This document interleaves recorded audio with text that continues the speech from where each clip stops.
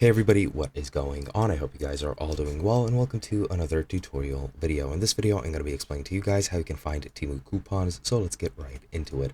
Now, the first thing you're going to need to do to get coupons for Temu is to make an account, and once you do, you're going to want to make a purchase. Now, I haven't made purchases thus far, and I am not able to make purchases at the moment, but pretty much purchase just whatever you want, and it's, well, fully required for you to purchase something. Once you do, you can go over into your account and go into your coupon codes, and from here you'll be able to find some offers which might interest you. They're usually going to be related to the purchases you've made in the past, so you can find coupons over here. Now, alternatively, you can also do a couple of different things.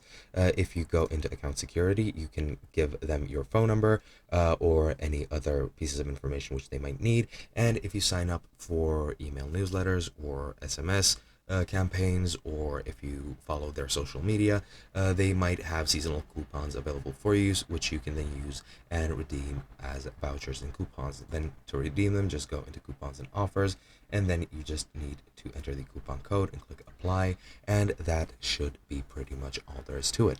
Hope you guys enjoyed, and I'll be seeing you guys in another video.